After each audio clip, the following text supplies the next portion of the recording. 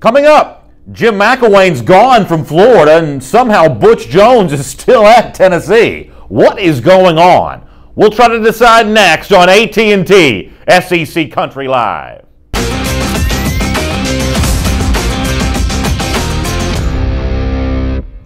Hello everyone, welcome to AT&T SEC Country Live. Hope your seatbelt is buckled for today because we're about to have a wild ride here over the next 60 minutes. When last we spoke to Mike Johnson, it seemed more likely that Jim McElwain will be at Florida for the next 4 years as opposed to the next 4 days. But he is gone, not Mike. Mike's still right there. You can see that for yourself. But McElwain's gone from Florida. Somehow Butch Jones seemed to survive the weekend when there were reports on Sunday that he might not.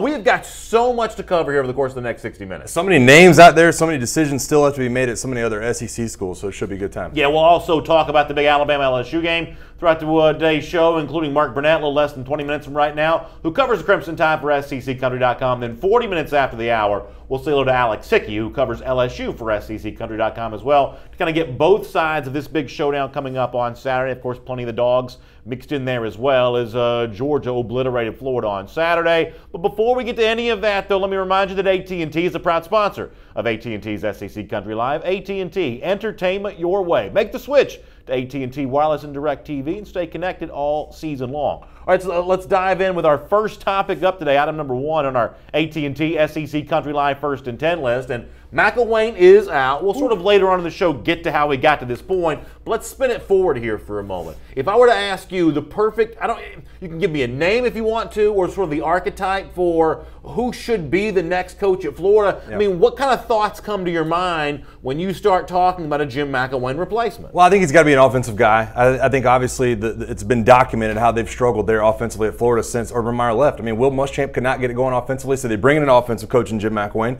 He can't get it going offensively either. So I think you have to still look that direction, somebody that can bring around a quarterback. I look at a guy that's not really on a lot of people's list, but a guy like Matt Campbell at Iowa State, being able to pull off 2 huge top 5 upsets the last few weeks, a guy who can control offenses. He did it at Toledo before he went to Iowa State. Get him down there. Let him kind of continue to what he's doing with these teams offensively. Get somebody else in there to control defense, which Florida's always been good at, and see if you can hit the ground running with this guy. I know it's not a big name out there. I have a list of a ton of other guys that a lot of people are talking about. To me, that's a great fit for Florida. What about a rumor that's out there on Twitter here today that a guy like Willie Taggart, who had been at South Florida, knows those Florida high schools, which I do believe is important for the next Florida coach, given McElwain's failings in recruiting, and they were failures in both 2015 and 2016, and not really up to Florida standards with the 2017 class if you want to compare that to the top classes of the last decade or so. What about a guy like Taggart, who's at Oregon now, coming back east and going back down south to a place like Florida? Would you like a guy like Willie Taggart? That's on there on Twitter even right now. There's some talk about that. I don't think that would be a bad hire for Florida. I don't know if he's the guy that's going to be on the top of their list, and I don't know that Florida's going to be on the top of his list. I think that when you look at a guy who's just getting kind of his feet wet at Oregon right now, trying to get that program off and running, starting over again a year later, I think is a tough ask of a guy in a Power 5 But you would agree, though, that Florida is a much better job than Oregon. There's no question. The Nike money aside, Florida is still one of those short-list jobs in college football. Yes. If you're offered the job, I do think you'd leave. It's just a matter of, is that the perfect marriage? Well, there's no doubt that it's a top 10 job when you talk about Florida, possibly even a top 5 job in the country. But I think it comes with also its set of, the fans expect something. When you're at Florida, and Florida fans can tell you this in the comment section, they expect to win. And I think that Willie Taggart's just now kind of gotten his feet wet, like I said, up at Oregon. Wouldn't be shocked to see him land at Florida. But I think that's a rebuilding job and something I don't know if he's willing to take on right now. Randy Potts says Dan Mullen. That's obviously a name you're going to hear a lot about in our comment section. Randy brings up the name Mullen. You're going to hear a lot about Dan Mullen as a potential replacement for Jim McElwain. Obviously, Mullen spent some time in Gainesville at Mississippi State. He's won. He's developed quarterbacks there. But by winning, I mean winning at the standard that Mississippi State's accustomed to, maybe not the standard that Florida's accustomed to. And that's why I think that if Florida were to go the Dan Mullen route, I think it would be an unmitigated disaster. I think Dan Mullen would be an abject failure at Mississippi State. I think the writing is on the wall here when it comes to Jim McElwain, a guy who was miserable in Gainesville because he could not withstand the pressure that comes from being the Florida coach. Well, that's the same blueprint that Mullen would have. Now, yes, he was a Florida assistant, but the fact of the matter is McElwain was an assistant in Alabama. Not being the guy in charge did not prepare you for the intimidation and the pressure of being that guy. Mullen, it's great to be at Mississippi State where if you finish 4th or 5th in the SEC West, you've done a great job. At Florida, you got to win a national championship to make those fans happy. And I get the impression that Dan Mullen would not be happy there in that spot. If they go the Mullen route, I think they'll regret it. I think Mullen will fail just like Jim McElwain did. I agree with you. I don't know that there's a more pressure-packed job than Florida. I mean, when you look at their last few head coaches, I was scared that Will Muschamp might, have a heart attack on the job down there. He looked so stressed out. Same when Jim McElwain. Urban Meyer left for similar reasons, for being stressed and overcoaching. I know that the blueprint is there for Dan Mullen. A lot of people draw the Scott Strickland thing from them working together at Mississippi State, but from some of the reports out there that I've heard, maybe Dan Mullen didn't like Scott Strickland that much. Maybe at Mississippi State some of the things didn't work, and maybe he would be a little bit timid from going down to Gainesville and taking that job because of that. Christopher Byerly in the comments section says, Mullen was miserable when he lived in Gainesville. I have some evidence to support that. Megan Mullen did a podcast interview with sort of an official Mississippi State type deal back in the summer before this season began. SECCountry.com unearthed some of these quotes here. We'll let you hear the audio of Megan Mullen on with the former Mississippi State quarterback Matt Wyatt talking about how much she enjoyed living in Starkville in comparison to living in Gainesville, where at times she couldn't even go to the supermarket. Here's Megan Mullen. There is nothing like being a Mississippi State Bulldog. The support of the fans here is so unlike anything anywhere else. It's unbelievable. So I've never experienced a really bad situation. The former school where we were at before, we won 2 national championships there. I mean, won practically every single game we played for 4 years there. And it wasn't if you won or lost. I didn't go to the grocery store. It was if we didn't score 43 points or more. I was going to the grocery store in Orlando where I worked at the Golf Channel, and I was driving the groceries back to Gainesville because it was that bad. That's just being honest. You cannot hire Dan Mullen at Florida if his wife says she couldn't even go grocery shopping when they lived there. I mean, you just can't do that. I mean, you got to move past Dan Mullen. If Megan Mullen is saying that she couldn't even go grocery shopping in Gainesville unless they scored 43 points, she does not want to go back there. She was grocery shopping in Orlando, for goodness sake. Well, but I'll play devil's advocate for a minute. I think that Dan Mullen would tell you that it's a great place to go win national titles. I mean, grocery shopping aside, if you are being successful at Florida, you're the king of Florida. I mean, you can walk anywhere you want to and do anything you want. Groceries aside, I know that 43 points, like you said, the benchmark down there, especially when he was down there under Urban Meyer. But on the flip side of that, you can get recruiting. I mean, the place almost recruits itself. You can get that rolling, and you can get to new levels that you probably didn't get to at Mississippi State. But if the place recruited itself, and this is the final point I'll make on this, if the place recruited itself, then Jim McElwain would have done better. The fact of the matter is, you've still got to be a good recruiter at a good recruiting locale. Florida is, McElwain wasn't. Right. Dan Mullen, okay, so you get Jeffrey Simmons, a 5-star at Mississippi State. You get Leo Lewis, a very high 4-star at Mississippi State. But a lot of the rest of that roster is made up with junior college talent. Yeah. You got to go into Florida high schools. You cannot populate the Florida roster with JUCO kids.